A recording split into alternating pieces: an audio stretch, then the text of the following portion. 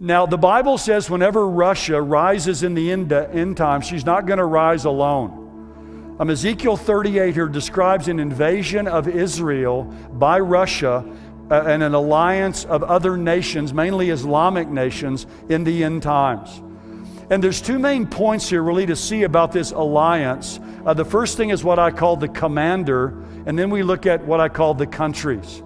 Now, if you read Ezekiel 38, 1-8, as I read a few minutes ago, there's 10 proper names listed here. And this is often called the prophecy of Gog and Magog because of verse 2. Gog's the leader of this invasion, and he's of the land of Magog. That's interesting. Gog and Magog are actually mentioned in the Quran twice.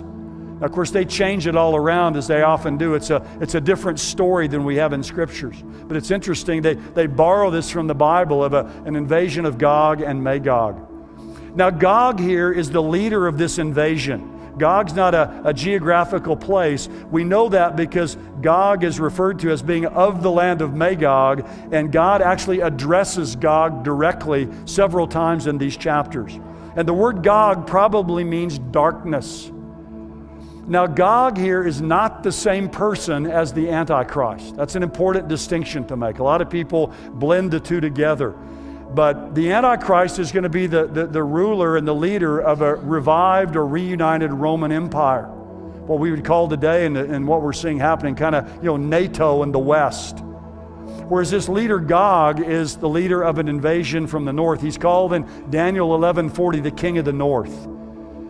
Now, when we look at this description here, or this statement about Gog, one of the questions that people ask today is, could Vladimir Putin be Gog? A lot of people ask that. Now, you look at what's happening over there right now, and a lot of people are wondering, why is Vladimir Putin doing this? They'll say he doesn't look right, his mental health seems to be off. I think he's 71 years old, and I think he realizes, look, if I'm going to reassemble the great Russian Empire, I better get started. Because he's 71 years of age. He can't wait any longer to do this. But we see the aggression and the expansionism there that's very consistent with what we see in the book of Ezekiel. Now, if you'll go through a couple of the slides, I think maybe we're a little bit behind here on those. And there's a quote there by Joel Rosenberg, if you can bring that up for me.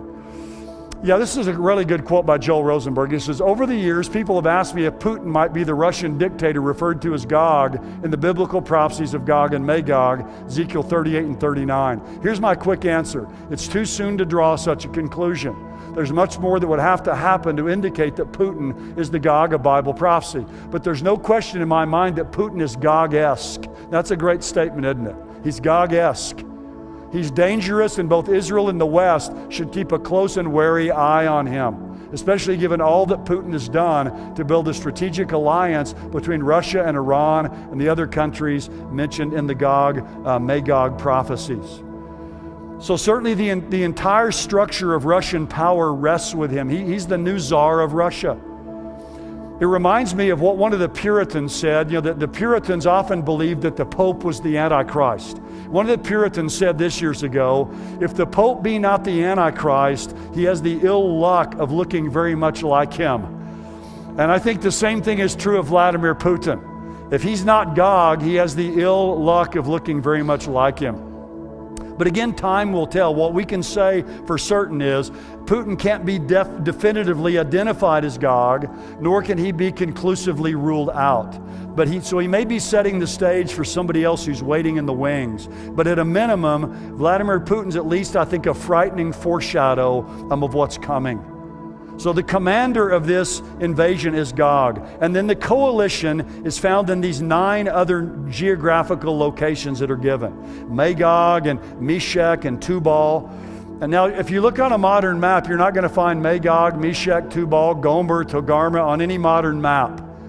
But what we do is we go back and find out where were these places in Ezekiel's day, and then we find the modern counterpart to those nations. So the name may have changed many times over the centuries, but the geographical locations that were identified, it's those places that will join with Russia and invade Israel in the end times. Now, I'm not going to go through these in detail. I'll just mention Magog here probably includes Ukraine. Certainly it includes part of Russia, but it certainly includes Ukraine, I believe. So Putin's move into Ukraine, again, could be a key part of the buildup that we see to the fulfillment of this prophecy. Meshech, Tubal, Gomer, and Togarmah are all in modern-day Turkey. That's a little bit of a fly in the ointment here because Turkey today is part of NATO. Now, President Erdogan there, I mean, he is no lover of the West. He's a follower of radical Islam. So there's going to be a lot of twists and turns before the ultimate fulfillment of this prophecy. But when it ultimately happens, the Bible tells us that Turkey will be a part of this coalition. It also mentions here Put, which is a modern-day Libya, which of course is in a lot of disarray now. But Vladimir Putin's been exercising a lot of power there.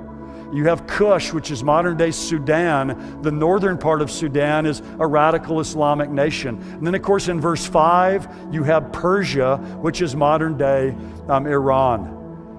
And, of course, in Iran today, they're on the verge right now of crossing the nuclear finish line. Some people are saying it's 60 days till they have enough material to build a nuclear weapon. They have a new ballistic missile in Iran that can reach Israel. Interestingly, the name of this missile is called the Khaybar missile, which is named after a castle in Israel that was overrun by warriors led by Muhammad. So you got a ballistic missile, and you name it after a place in Israel that Muhammad defeated. I think there's probably not much doubt what they want to do with that missile. In fact, in the Jerusalem Post, there was an article here just recently that says how the war in Ukraine is increasing Iran's threat to Israel. Because in all the chaos that's going on right now in the world, this could be encouraging Iran and its proxies, Hamas and Hezbollah, to invade Israel or begin shooting missiles there. But I just say all that to say the exact nations predicted 2,600 years ago are the nations that are currently developing ties with one another and all have the desire and the motivation to attack Israel. Now, one thing that's interesting, if you think about a map here of Israel, you have Rosh over to kind of to the north, and then you have Iran, and you have Turkey, you have all these nations to the south. These are kind of the far enemies of Israel. You'll notice here in Ezekiel 38, you don't have Egypt mentioned, or Jordan, or Syria, kind of some of the closer nations to Israel. But at the end of verse 6, it just throws in this statement, and many peoples with you. So some believe God's just giving kind of the outer ring of these nations, but it's going to include the nations that are inside of that as well, kind of the near enemies of Israel. That's certainly possible. Also, if you go down to verse 13, it mentions some nations that are going to sit this out, that are going to just kind of give a lame protest. So when Russia and these Islamic allies invade Israel in the end times, they're going to sit this out and just kind of give a lame protest. And it mentions Sheba and Dedan and the merchants of Tarshish. Sheba is probably modern day Yemen. Dedan is probably the kind of the more moderate Gulf states. And the merchants of Tarshish are probably the Western nations. Because Tarshish was the furthest place west you could go from Israel. Remember when Jonah was told to go to Nineveh? What did he do? He went the other way as far as he could go to Tarshish. It was a place in Spain. So this fits the scene we see in the world today, where these Gulf states that are more moderate, they're aligned with the West, and the West is kind of give a protest to this as these nations come down into the land of Israel.